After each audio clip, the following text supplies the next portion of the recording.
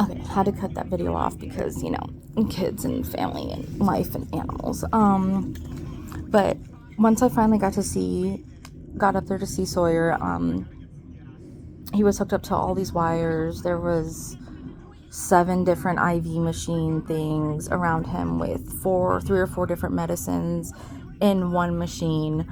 Um, the wires and the tubes connecting him to the machine were not tangled, but it looked like just like a bunch of strings. Like there were so many of them. I have a picture, I think, somewhere because I was just like, this is crazy.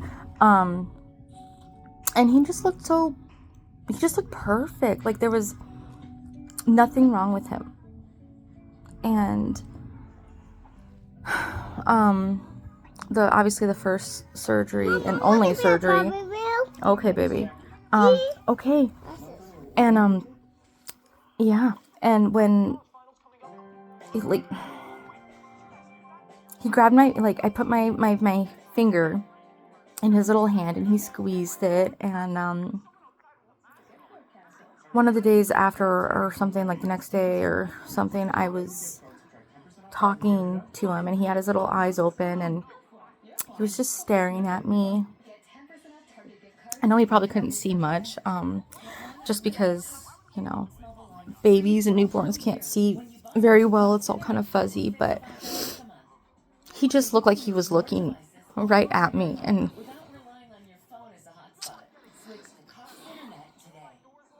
like his eyes said, "Mommy, I'm so sorry. And I love you," and that was the only pregnancy I wanted to stay pregnant forever for, because I knew that once he was born, What is that, Mom? like he was saying, "I love you, Mommy, I'm sorry that I'm not stronger, but thank you for carrying me and having me, and I love you." And it just sucked because he was on like a cooling mat because they needed to keep his body temperature at a certain level because of, I don't even remember right now. And all I remember thinking was, oh, my poor baby, he's probably so cold and I can't even put a blanket on him. I can't even hold him. I can't do or help him in any way. And I know that what he was born with and what was up with his heart had nothing to do with me or what I did. I didn't do anything. It wasn't me. The specialist and the OB and all the doctors I talked to, they're like, it wasn't anything you did. You could not have prevented this. We honestly think that it's because you had COVID at the very beginning of being pregnant with him, and that is what messed his organs up and everything, because it was still so new and they didn't know like how it would affect pregnancies and all that stuff yet. So it just sucks. And there's those people out there, oh, COVID, blah blah blah. It was real. My Brooke almost died from it. And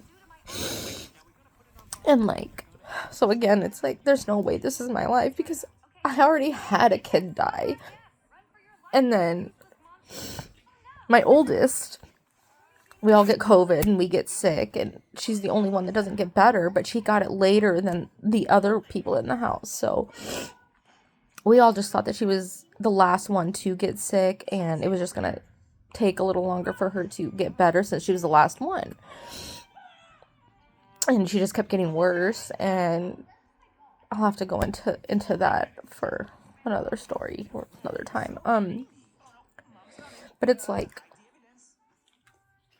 there's just no way this is my life, because I think that if you already have a kid die, you probably, like, that's it. You don't deserve any more to go. But, it's the universe, it's the world, I don't know. Luckily, she didn't. She's still here. But that leads into the story of when my brother from hell and his dumbass wife called CPS on me because I supposedly was not there. I wasn't taking care of her, and I let her get that sick. I let her get to that point of being sick because I was just not there or whatever. And I'm like, no, that's not it. But that's not even what they turned me in for. They made up tons of false accusations that I was giving the kids prescription medication that was not theirs, and too much over-the-counter medication, and the house was infested with cockroaches. There was bugs crawling all over the wall. There was bug poop all over everywhere, and I was like a couple of other things, and the lady, she like pounded on the door, and I was like, what the fuck? And she's like, hi, I'm so and so from the DCS or whatever. I need to come in and I need to blah blah blah. I'm like, what the okay. She read me the things, and I kind of had a feeling of who it was just by the language, and it eventually came out that yes, it was them that called on me because they thought that I was not being a good enough mom or a present enough mom, that I allowed her to get that sick to where she had to be hospitalized. No, that was not the case. Me and the girls had gotten better. And so I was taking them to the park. I was, doing grocery shopping. I was talking to now an ex, which is another there's no way this is my life chapter. And 2 days before she got to that point where she needed to be in, like, to the hospital, I had updated my Facebook relationship status from single to in a relationship 2 days before she was hospitalized.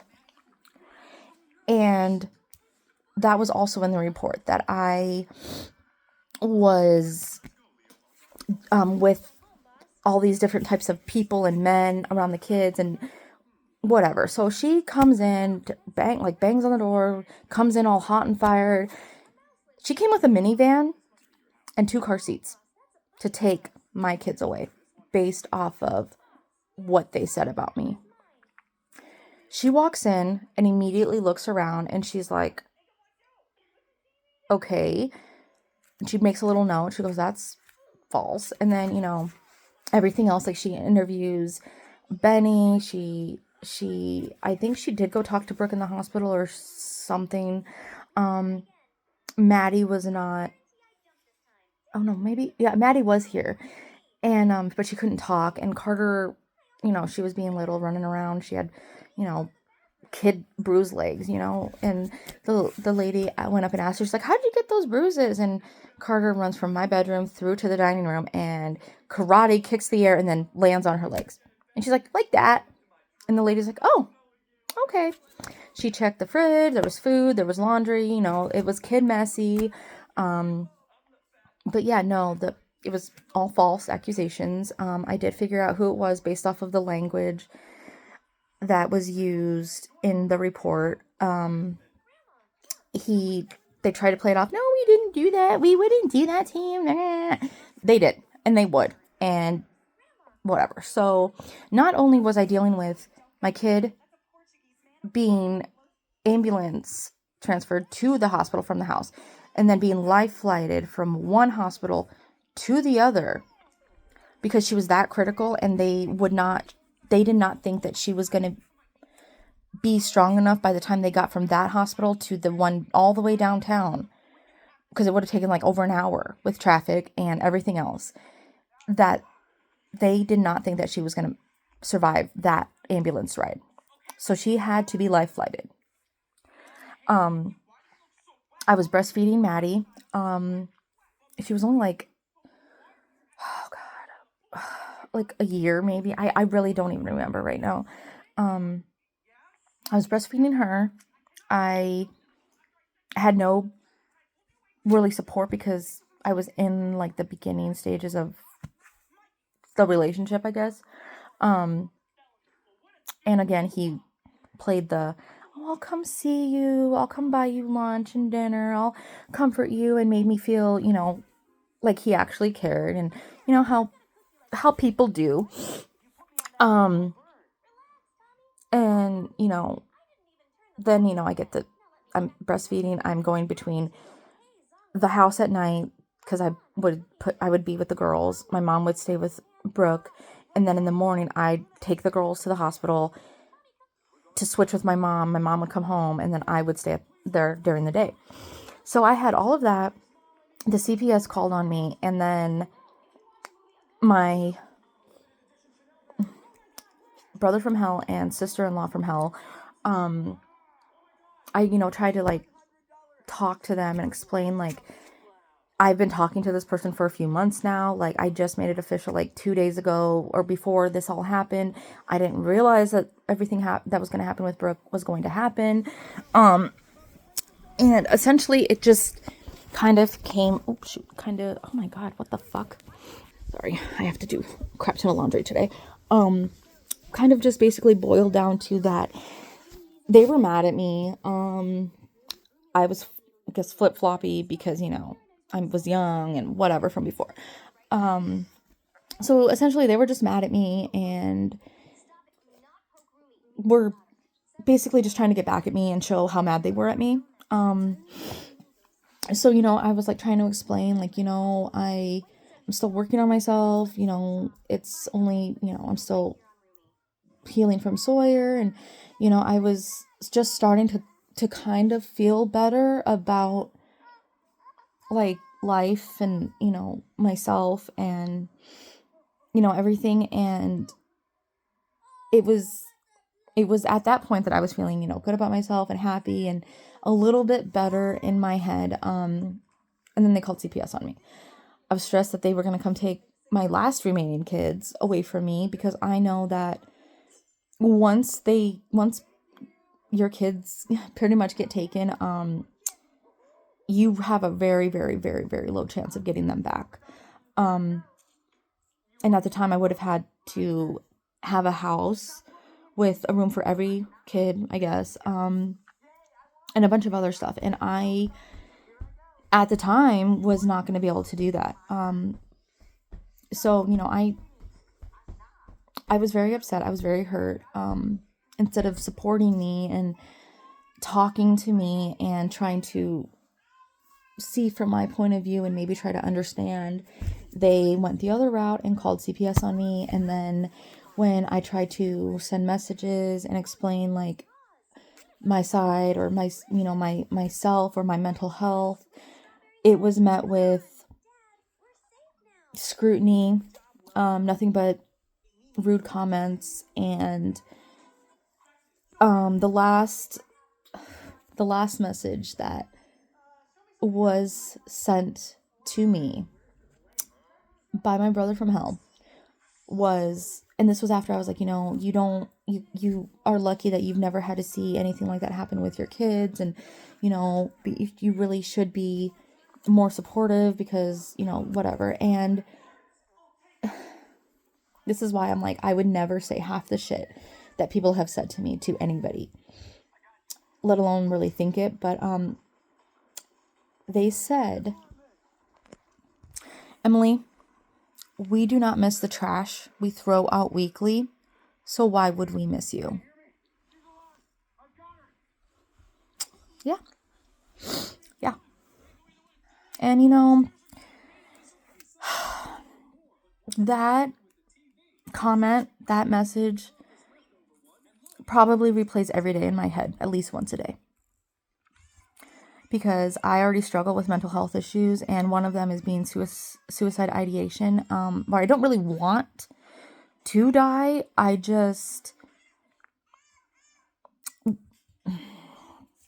don't want to die. I don't want to do it. It's more of like, I just think about, if I weren't here anymore, all of those people would be so much better off. They would be so much happier. I would make so many people happy if I just walked in front of that car. If I just jumped in front of that semi. If I just drove into that wall. I would make so many more people happy, and I would make them proud, and then they would finally love me because I was no longer here. And then they'd show that they really cared about me. And, it's messed up. It's fucked up, but it's because my brain is fucked up, because of what I endured. And, they have a son and a daughter. Unfortunately, my nephew is going to be just like my asshole brother, and my niece is going to turn out to be like me because she's around the abusiveness of her dad and brother, and her mom is weak as fuck and is a bitch as well and doesn't give a shit that her husband is a piece of shit and belittles her and makes her look stupid and sound stupid. My grandpa was on his deathbed at my aunt's house. They come over fighting. She's been crying. They go to the garage to finish the talk, and I walk in there after like 10 minutes because I thought for sure they'd be done, right? Nah. He was talking with his finger pointed down at her. That you should not have said that. You should, like a fucking toddler. Not his wife, not the mother of his kids, not his partner in life, but a goddamn kid. Like he was punishing his 5-year-old.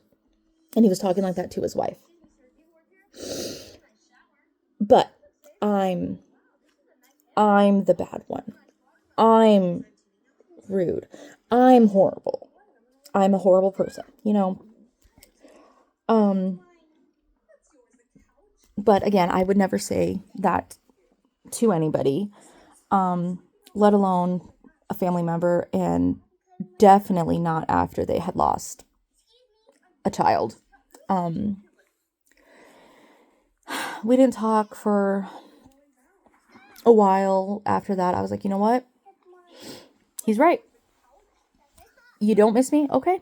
I'll be gone. Whatever. So all that happened, and it just kind of spiraled down from there with the rest of my, there's no way this is my life. It's going to take probably like several days and videos and a lot of time to get through all of it. There's a lot of backstory behind everything that would explain why situations happened to turn out how they did. I know that I have not been the best friend, the best girlfriend, the best person, the best mom. I know that. Have I tried my hardest and worked on things that I knew I had to work on when I knew it? Yes, I have, and I've tried, and I can't fix what I don't know is wrong.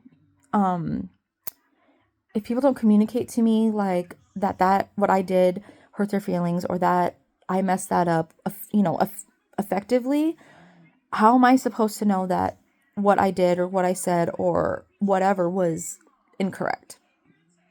How did I know that hurt your feelings if you didn't tell me?